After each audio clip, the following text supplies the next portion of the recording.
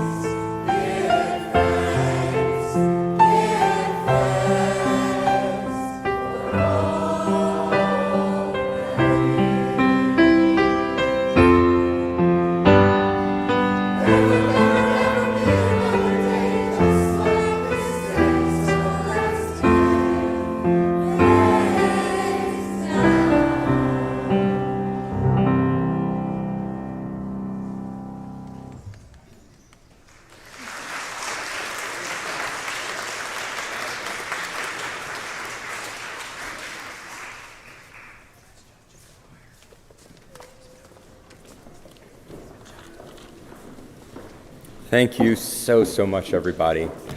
My name is Seth Shank. I am your board secretary, and I am so grateful to be here in front of you today. My pronouns are he, him. I am grateful that it is the holiday season. I can wear my holiday jacket. I'm grateful to be here with everybody while we have so many incredible events happening in this community. I was given 5 and then a surprise one that Christina left for me right here as a note. So I'm going to move through these. We have, I'll start with Christina's. You all may have noticed in your order of service and in the pews in front of you, we have event cards, which you should take home, hang it up. Start to plan ahead for some of these beautiful events. Also, if someone is going to the Goodwin House, maybe take a couple with you and drop them off there. I want to also make the announcement that as a part of our giving today, many of you knew our lobby attendant and event coordinator, Jason Jenkins, who passed away suddenly February 6th. Jason was a kind, bright, funny, and welcoming presence at UUCA. He was most often seated at the welcome desk in the lobby and had a big smile for all who entered UUCA. And to honor his memory, we are collecting funds to purchase a bench to be placed in the lobby with a plaque on it remembering him. If you'd like to contribute to this fund to honor Jason, please write a check made out to UUCA, write Jason Jenkins Memorial Fund in the memo line, or make a donation through the link you can find in the Connections newsletter. Please also, everyone, join us after service in the fellowship hall for coffee and conversation. If that is a lot for you and you'd prefer a quiet, calmer space to chat, please bring your coffee down to the welcome room, which is all the way to the hallway on your right as you leave the sanctuary. There's going to be a welcome mat welcoming you personally. One of the Sunday ambassadors will be available to answer your questions and just enjoy some relaxing conversation. From there, you have a choose your own adventure of events today. Our monthly climate action team is happening after service from 11:45 to 12:30 in the boardroom. That's going to be the last climate action meeting of 2025. It's a great group. I would highly recommend for anybody who's worried about climate change and where you can get involved to join them. Also, I want to say that we have an event in the Reed Center. Has our nation succumbed to an autocracy? If so, what should be done now? What are strategies for resistance? Please join us for a panel discussion on these important events. That's going to be so much fun, and it's going to be at 11:45 in the Reed Center. Also today, our Rising Adult group is meeting up sometime after service to be able to take a 10-minute walk to a coffee shop called La Coupe. So find me. I'm wearing my fancy jacket today, so you will see me out there if you're curious about hanging out with the Rising Adult group. Again, that's really anyone in their 20s and 30s, and 40 if you're cool. So, love it. Thank you so much. Enjoy the service. Thank you so much, Seth, and special thanks to Seth's fancy jacket also. And my goodness, we just said to each other, there's a lot happening today. There's a lot going on today. And a lot happening this season. I know that your ministers are excited that the holiday season is beginning and that it begins with our celebration of gratitude this Sunday in what I think is going to be a very heartfelt and personal kind of connecting service. So I am so grateful to be with you. My name's Reverend Amanda Poppy. My pronouns are she, her, and I am privileged and honored to serve as the senior minister here at UUCA. I serve alongside Reverend Carol Thomas Sissel, or Rev CTC, who is our Minister of Social Justice and Community Development. And I'm grateful this morning to be sharing the chancel with Rev CTC, as well as with 3 members of the congregation who are going to be sharing some reflections this morning, and with our sanctuary singers led by our director of music, David Mann, and by our junior choir who did such a beautiful job this morning, and by our AV team, and by our volunteers who are ushering and greeting and making coffee and washing cups and taking care of children, and by all of our staff who are doing many of those things as well, and by all of you. It is good to be together. I'm grateful for those who are watching online, and I hope that you'll say hello in the chat. If you are here in the sanctuary with us, will you turn toward each other, especially someone you haven't met yet, and say good morning?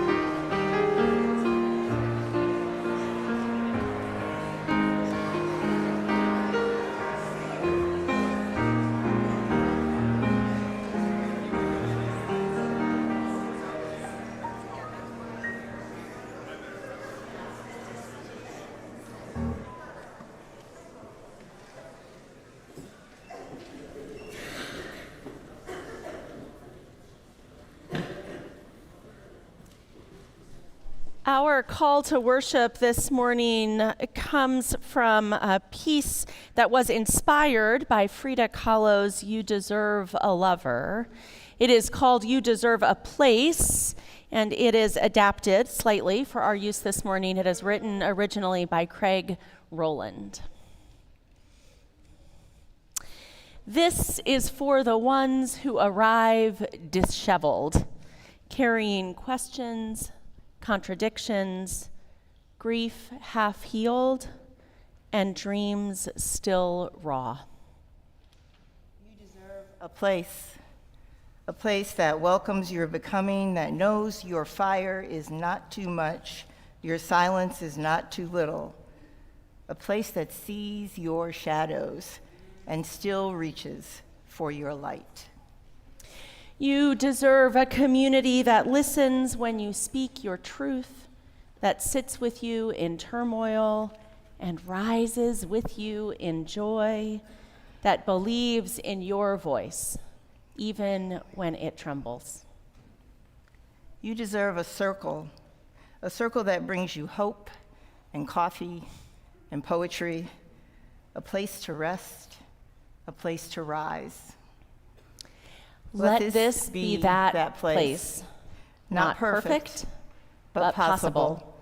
Not without cracks, but full of light. Welcome home.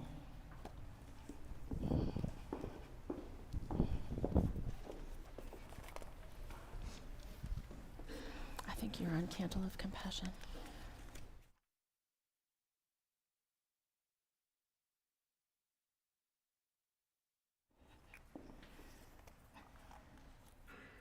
I'm finding our world challenging and often overwhelming. So this morning for the Candle of Compassion, I'm going to offer you the chance just to sit for 10 seconds in silence, holding the things you are finding overwhelming, whether it be war, whether it be hunger, whether it be a lack of SNAP cards, whether it is seeing children who are cold outside. Let's just hold the chaos in the world and send our compassion towards all of those things.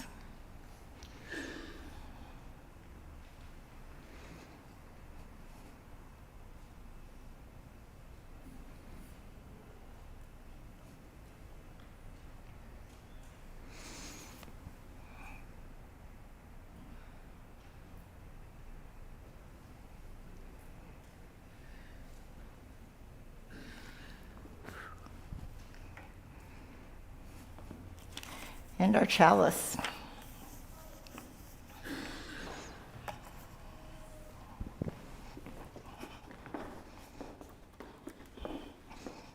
you, Anita, for lighting our chalice this morning. I invite you all to join me in the chalice lighting words written in your order of service. Just wait. We gather together as a community of memory and hope to celebrate life and its infinite possibilities for love. We light this chalice as a symbol of the light within every human heart.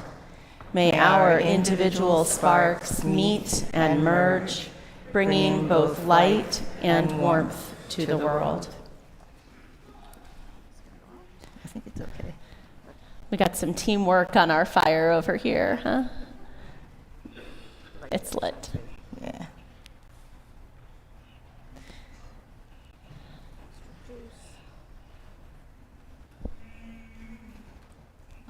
I think we got it. If not, I'll light it again. We're going to all send good vibes to this chalice through this service. It's growing even now. I invite you to rise in body or in spirit and to join in singing hymn 1010, found in your teal hymnal, as our song leaders lead us.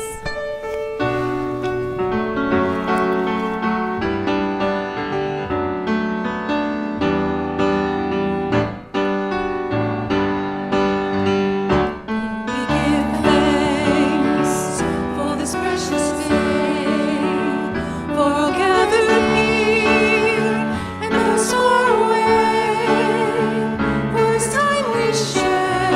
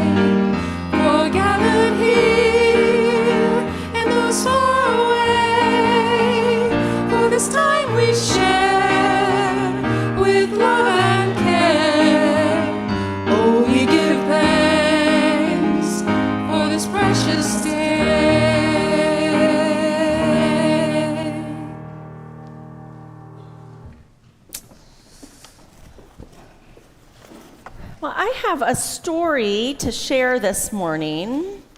And the pictures for the story, I think, this is like the same way we sent good vibes to the chalice, and look how well it's doing. We're going to send good vibes to the screen and to our AV folks who have done, at the last minute, pulled together our, look at that. Oh, come on. It's going to be a good season. So our pictures are here. If anybody who is a little smaller would like to be able to see the pictures better, I want to invite you to come forward and join us on the front row here. If you need a better view, feel free to bring your big people with you if you would like to, if that would be more comfortable. If you can see, that's just fine. This is a story called Last Stop on Market Street. I'm so excited that we have a Renaissance princess with us this morning for the story. You might want to sit in the front row so you can see the pictures right there. The pictures are going to be right here. This story is written by Matt de la Pena, and the illustrations are by Christian Robinson.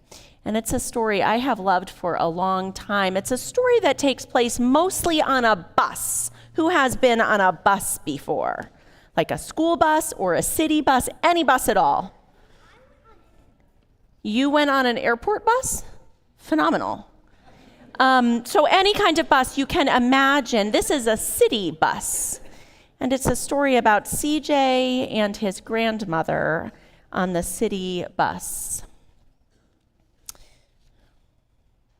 Here we go, by Matt de la Pena and Christian Robinson. CJ pushed through the church doors, skipped down the steps.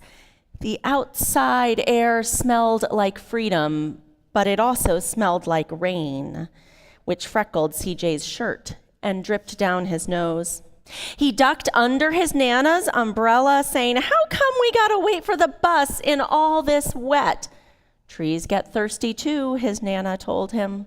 "Don't you see that big one drinking through a straw?" CJ looked a long time, but he never saw a straw. From the bus stop, he watched water pool on flower petals, watched rain patter against the windshield of a nearby car. His friend Colby climbed in, gave CJ a wave, and drove off with his dad. "Nana, how come we don't got a car?" "Boy, what do we need a car for? We got a bus that breathes fire and old Mr. Dennis, who always has a trick for you." The bus creaked to a stop in front of them. It sighed and sagged, and the doors swung open. "What's that I see?" Mr. Dennis asked. He pulled a coin from behind CJ's ear, placed it in his palm. Nana laughed her deep laugh. They sat right up front. Do you see them? The man across the way was tuning a guitar. An old woman with curlers had butterflies in a jar. Nana gave everyone a great big smile and a good afternoon. She made sure CJ did too. The bus lurched forward and stopped, lurched forward and stopped. Nana hummed as she knit. "How come we always got to go here after church?" CJ said. "Miguel and Colby never have to go nowhere." "I feel sorry for those boys," she told him. "They'll never get a chance to meet Bobo or the sunglass man, and I hear Trixie got herself a brand new hat." CJ stared out the window, feeling sorry for himself. He watched cars zip by on either side, watched a group of boys hop curbs on a bike. A man climbed aboard with a spotted dog. CJ gave up his seat. "How come that man can't see?" "Boy, what do you know about seeing?" Nana told him. "Some people watch the world with their ears." "That's a fact. Their noses, too," the man said, smiling at the air. "That's a mighty fine perfume you're wearing today, ma'am." Nana smiled and laughed her deep laugh. Two older boys got on next. CJ watched as they moved on by and stood in back. "Sure wish I had one of those," he said. He's looking at their AirPods. Nana set down her knitting. "What for? You've got the real live thing sitting right across from you. Why don't you ask him to sing?" CJ didn't have to. The guitar player was already plucking strings and beginning to sing. To feel the magic of music, the blind man whispered. I like to close my eyes. Nana closed hers too. So did CJ. And in the darkness, the rhythm took CJ out of the bus, out of the busy city. He saw sunset colors over crashing waves, saw a family of hawks slicing through the sky, saw the old woman's butterflies dancing free in the light of the moon. CJ's chest grew full and he was lost in the sound, and the sound gave him the feeling of magic. He opened his eyes and everyone on the bus clapped, even the boys in the back. Nana glanced at the coin in CJ's palm, and CJ dropped it in the man's hat. Last stop on Market Street, Mr. Dennis called. CJ looked as they stepped off the bus at the crumbling sidewalks and broken down doors. He reached for his Nana's hand. How come it's always so dirty over here? She smiled and pointed to the sky. Sometimes when you're surrounded by dirt, CJ, you're a better witness for what's beautiful. CJ saw the perfect rainbow, do you see it? Arcing over their soup kitchen. He wondered how his Nana always found beautiful when he never ever thought to look. He looked around them again, at the bus rounding the corner out of sight, at the broken street lamps still lit up bright, at the stray cat shadows moving across the wall. When he spotted their familiar faces in the window, he said, I'm glad we came. He thought his Nana might laugh her deep laugh, but she didn't. She patted him on the head and told him, me too, CJ. Now come on. Well, Nana and CJ went to help some people at the soup kitchen. And we here at this church have been helping people who don't have enough food to eat by bringing in some groceries. How many of you have brought groceries in and put them in the big pile in the lobby? That pile was even bigger before some folks took it and brought it to AFAC and brought it all the places we're dropping it off. 57 bags in week 2. 65 grocery bags in week 1 and 57 in week 2. So keep it up, you all.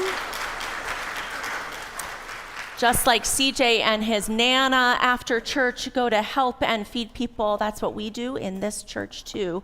And just like CJ and his Nana look for beauty, that's what we do in this church too. So thank you for sharing the story with me.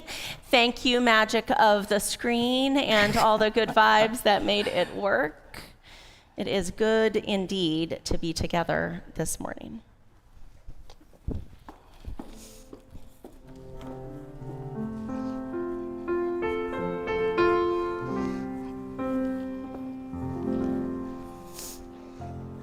Thank you, David. This morning, our structure is a little bit different. Instead of a sermon, we have 3 members of our congregation that are going to share with you all, share with me and Amanda too. Before each of those sharings, there's a short reading. This is the first of those 3 short readings. Hopefulness in bad times. To be hopeful in bad times is not just foolishly romantic. It is based on the fact that human history is a history not only of cruelty, but also of compassion, of sacrifice, of courage, of kindness. When we choose to emphasize in this complex history determines our lives, if we see only the worst, it destroys our capacity to do something. If we remember the times and the places, and there really are so many, when people behaved magnificently, that it gives us the energy to act. And it sends energy to the possibility that this spinning top of a whirl can be moved in a different direction. And when we do act, in however small a way, we don't have to wait for some grand utopian future. No. The future is now. It is infinitely a succession of present moments. and to live now and to help now, as we think human beings should do, we have to be a bit defiant. Hopefulness in bad times means we're defiant in the face of all that is bad around us. And that, my friends, is itself a marvelous victory. Hopefulness in Bad Times, written by Howard Zinn.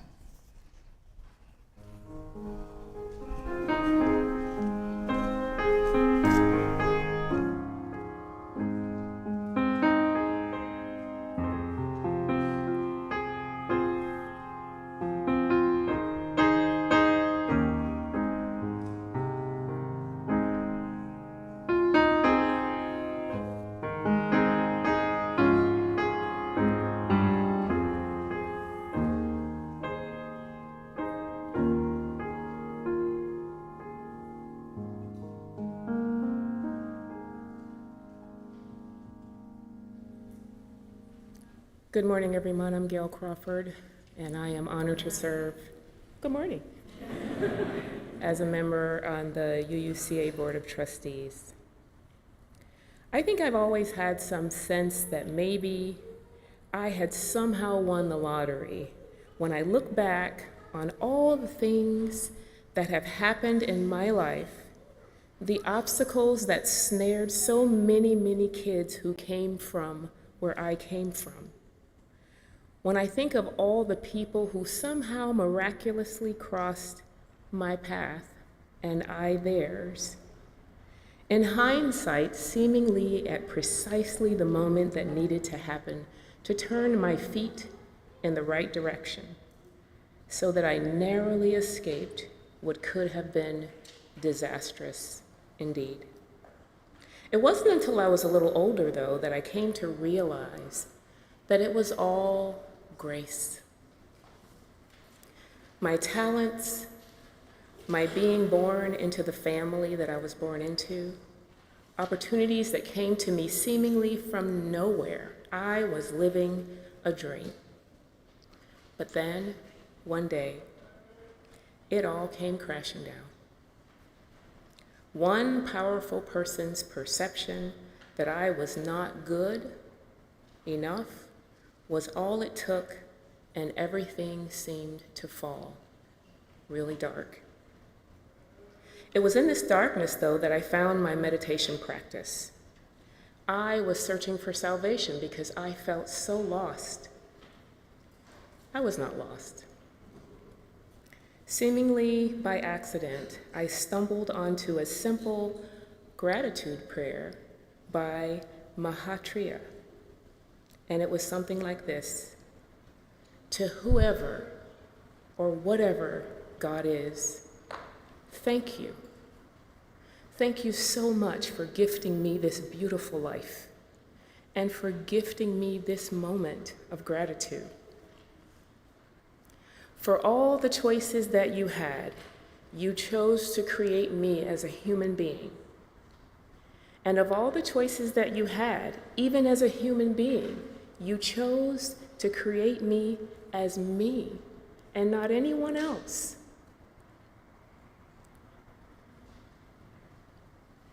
Thank you for all the turning points in my life. Thank you for this transformation in my life. Thank you for all the breakthroughs in my life, for all the beautiful people in my life. And thank you for loving me so much. Sometimes I wonder, what have I done to deserve so much love from you?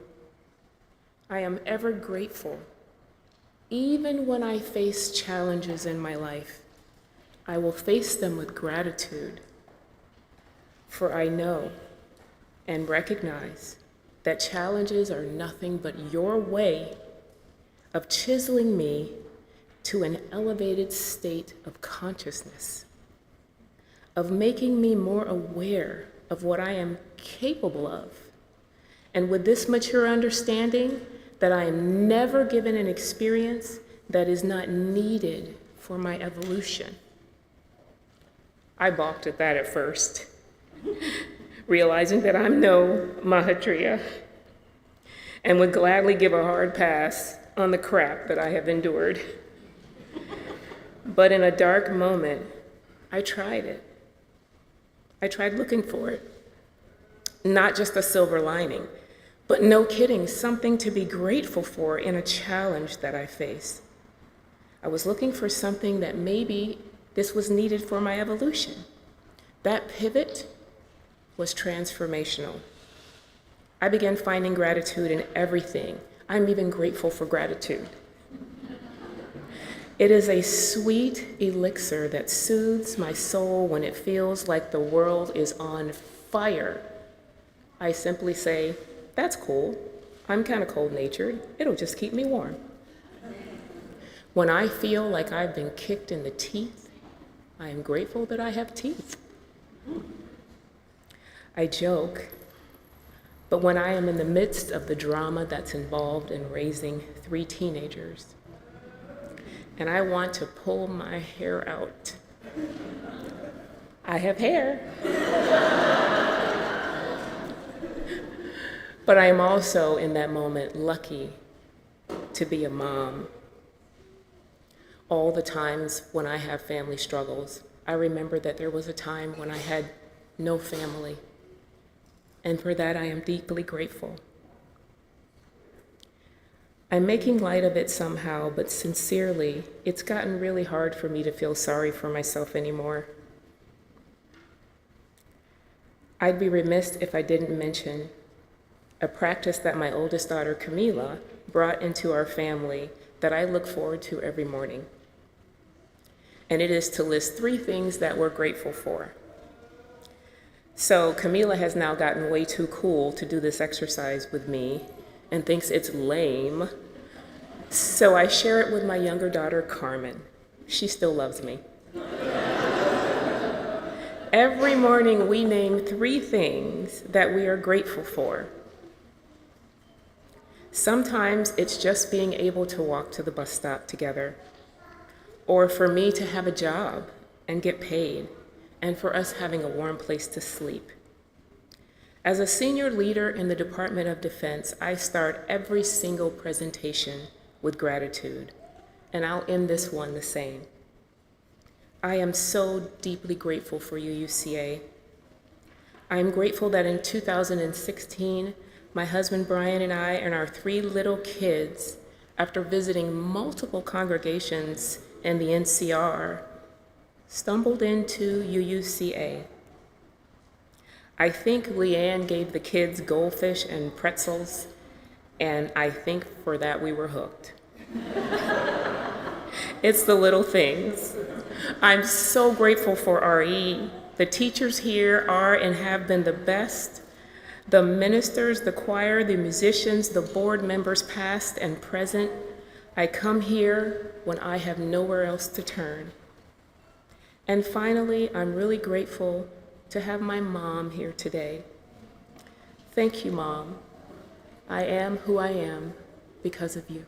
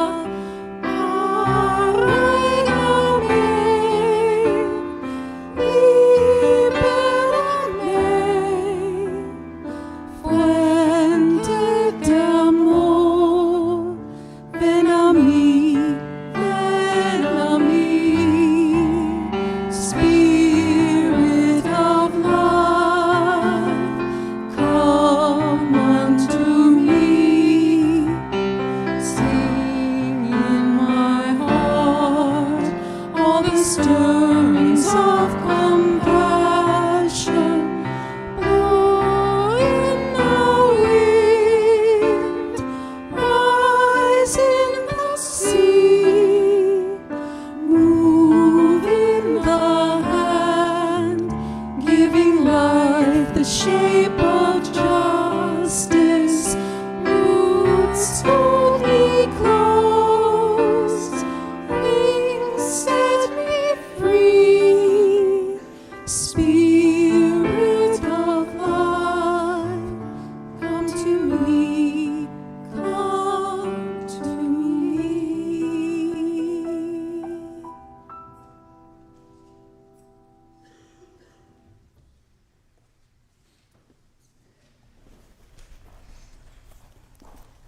Ours is a community that gives. Sometimes on Sunday, I just want to say, get your wallet out. Put your money in the basket. Now can we just sing some more? But I do not do that because I like my job and I want to keep my job. Instead, I say things like this.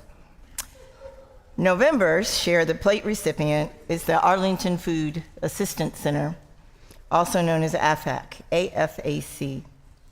AFAC is Arlington's primary food support provider to low-income individuals and families.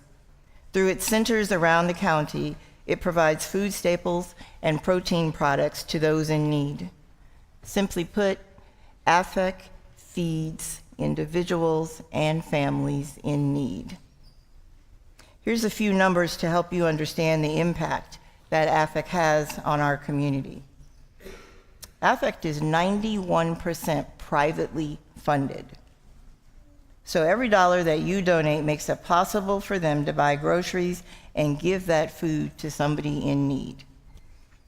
AFAC's volunteers donate over 51,000 hours of their time every year. That's equivalent to 25 full-time employees. I'll say that again. Their volunteers donate 51,000 hours of their time every year. 50 plus volunteers support AFAC's mission on a daily basis. 32,000 pounds of donated food are distributed every single week in Arlington. AFAC simply feeds people in need. One of the ways that UUCA helps is our volunteers assist with food drives, we sort donations, and we directly distribute food to those people who are in need. If you want to know more about AFAC, you can ask our board VP, Burke. He's happy to tell you the AFAC story in complete detail.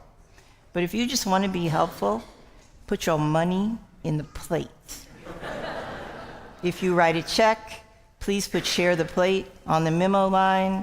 If you are techie, use the QR code on the order of service. However you give as generously as possible to AFAC. Will the ushers please take an offering?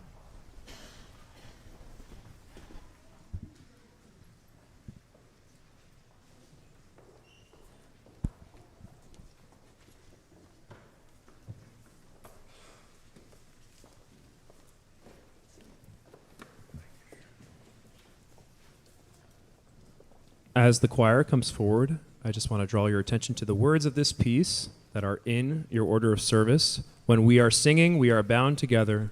When we are sharing, we are free to be.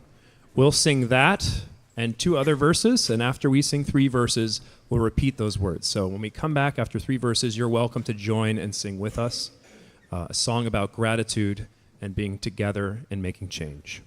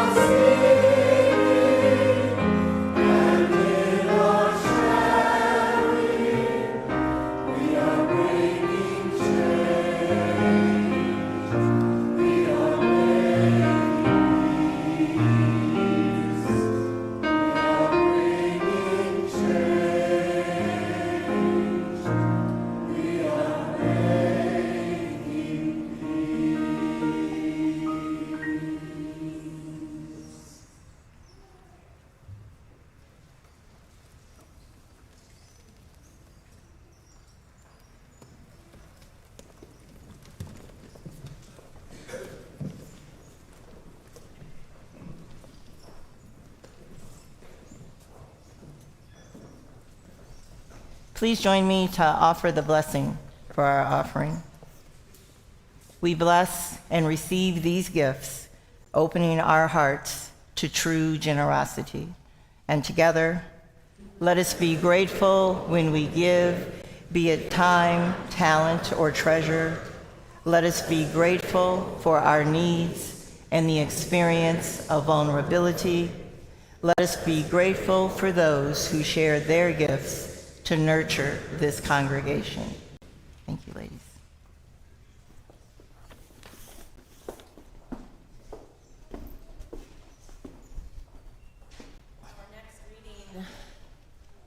Our next reading is from Norman Naylor.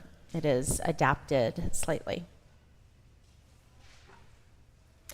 Do not leave your cares at the door. Do not leave your pain, your sorrow, or your joys there. Bring them with you into this place of acceptance and forgiveness. Place them on the common altar of life and offer them to the possibility of your evolving life. Come then and offer yourself to potential transformation by the creative process that flows through you and through all life. May it be so.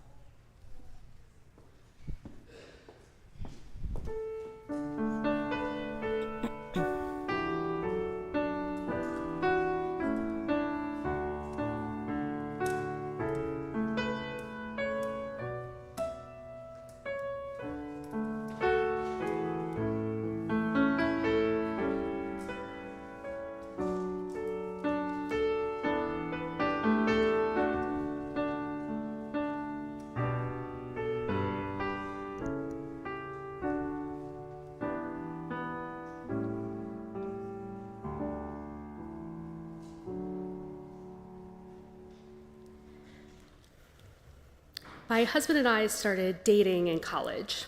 I went to school in Pittsburgh, where my husband is from, and early in our relationship, I went home with him to visit his parents for the weekend. We were up late, as college students often are, and his mom stuck her head in the basement around 11 o'clock p.m. "Would you like me to whip you up a plate of homemade pasta?" Who could say no to that? So, of course, I said yes. And for the last 19 years, I've been folded into a family that has welcomed me from the first moment, where food is love, and where there's always an open invitation for a last-minute visit. You hear a lot of stories about people being saddled with terrible in-laws, and I am so grateful for these warm and lovely people. So you can imagine my surprise when I really struggled with the holidays in the first years of my marriage.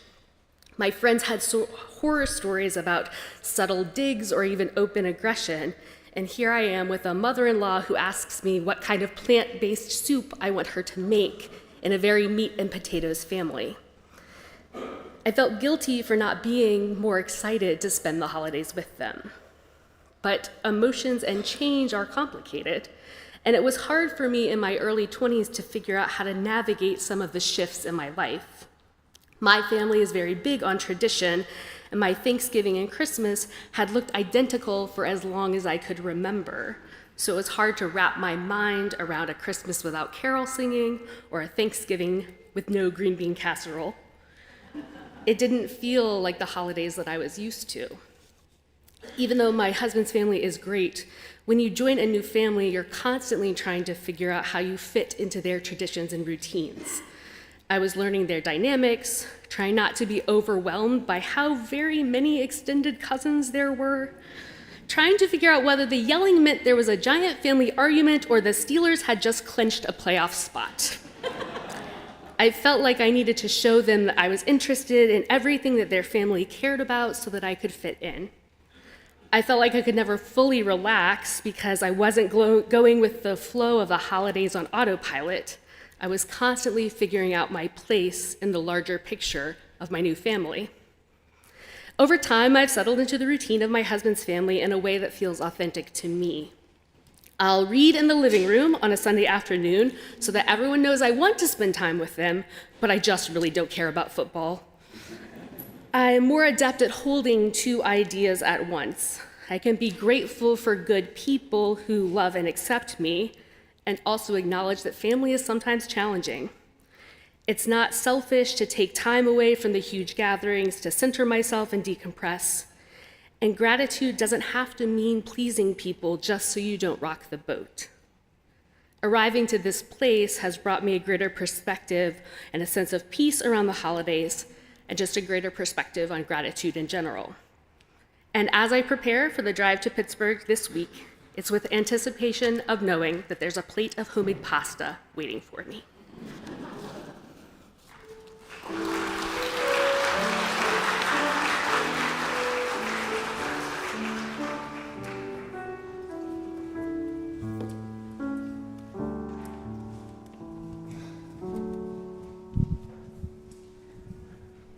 Will you rise and join in singing hymn 128 in your gray hymnal, For All That Is Our Life?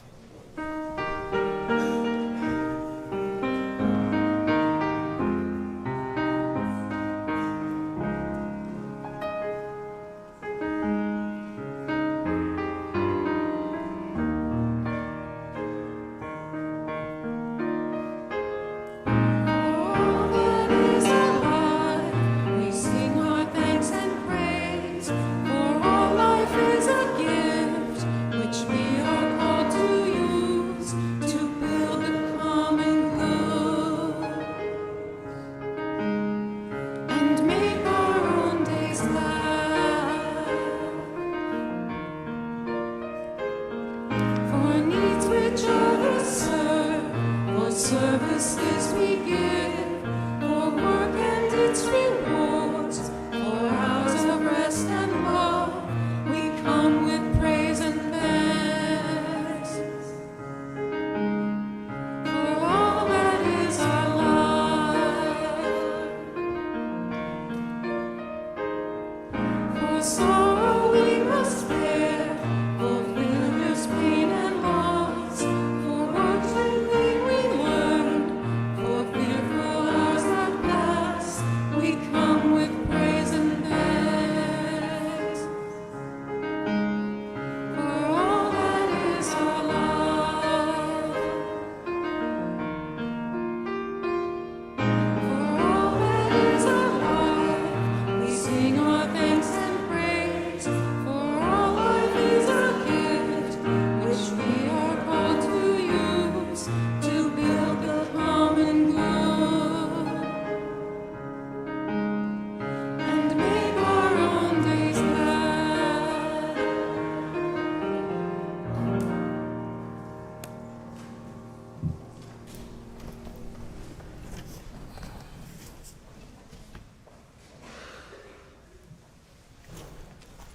Our last reading this morning is an excerpt from the preface of a book called Who Will Remember Me? A Daughter's Memoir of Grief and Recovery. This was written by UU minister Reverend Barbara Hamilton Hallway. In September, my mother died. On a cross-country flight after her death, I got to talking with the man seated next to me, a retired medical doctor who now volunteers as a hospice companion. He said to me, at the end of life, what I've learned is people wonder, who will remember me? Surely my mother wondered about who and how she would be remembered.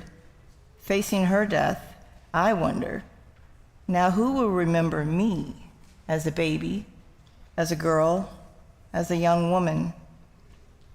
Much of what I know about love and power has come from my relationship with my mother. This relationship was the source of my first learning of good and evil, of survival, and of course, of love. In sharing the story of my own life with my family, as a daughter, a mother, and a parish minister, what I hope I'm telling them is that I have a sense of an abiding relationship, a presence known by many names and with no names. I have a sense of a relationship with what some people call God. My efforts to understand and accept this relationship, this most unique and complicated of relationships, that one we have with our mothers. My efforts, and then finally my search for the meaning that loss gives to life, that death gives to the living. My efforts have not been in vain. My mother is gone now, yet her profound effect on my life continues. In endings, as in beginnings, there is still always relationship. The words of Reverend Barbara Hallway.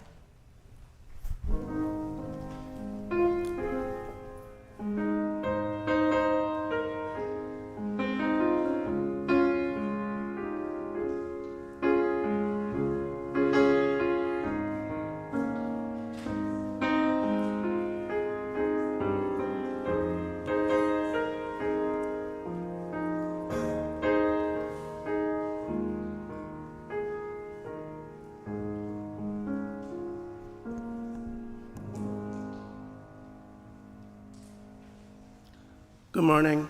My name is Luis Estres. I have a few words to share with you today. Over the last 5 years, I have lost several people close to me to cancer. This year, 2 more people near and dear to me had their lives threatened by this terrible disease. One fought a brave battle, but in the end, the disease proved too strong, and he didn't make it. The other discovered her cancer through an inexplicable combination of good fortune and timing. She survived her battle and is still with us today. As the Thanksgiving holiday approaches, grief and gratitude blend in my mind and in my heart. I grieve for my friend who passed away and the times we won't get to spend together. But I'm also deeply grateful for the time we had and the awesome memories we made. I am also grateful beyond words for the one who survived. But I still remember the weeks and months we spent girding for a battle.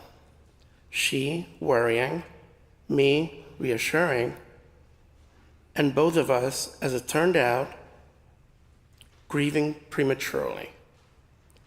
That memory is bittersweet. Yes, it was sad and stressful, but it's also bound us closer together. Finally, I am grateful for all of you, the UUCA community. Among you, my family and I have found a spiritual home where we can light our candles, grieve, and be grateful together. Thank you.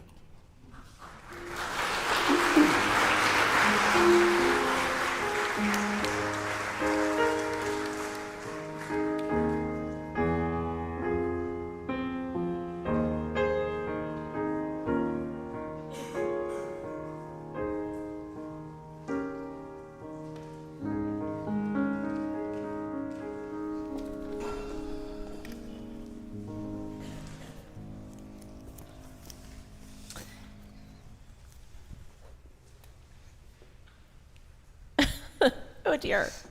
I'm filled with gratitude indeed for the sharing this morning from Gail and Amy and Luis, and the sharing that happens all the time from all of you as we connect in community. Thank you for being who you are as a congregation. I invite you now to join in our chalice extinguishing. The flame has held. The words are in your order of service. We extinguish this chalice, but not the light and warmth it represents.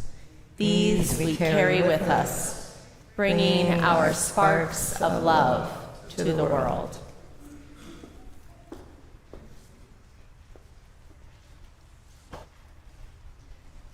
Ta-da. Ta-da. If you looked in your order of service, it says we have a benediction for you. We do not. Instead, we have a Thanksgiving prayer. Start there. Oh, yeah, no, sit down. We're still going to say something. Yep. No. The choir's Here's ready. where- The choir's like, well, okay. Okay, well, we're going to go sing then, since they don't have... Y'all just hold on. They're doing their thing. Start over there. Let us come to the table with gratitude, thankful for love and family, pleased with all that is good and right in the world. Today and all days, may we be reminded of the power of love, the need for compassion, and the strength that rests at the heart of our vulnerability. Let us be grateful for food, clothing, shelter, clean water, fresh, sweet air. And let us remember each person on this beautiful, swirling planet does not have these things. When we have food, help us to remember the hungry. When we have work, help us to remember the jobless. When we have a home, help us to remember those who have no home at all. When we are without pain, help us to remember those who are suffering. When we are complacent, may compassion pour from our hearts and lead us to a place of concern for our fellow travelers on the road of life.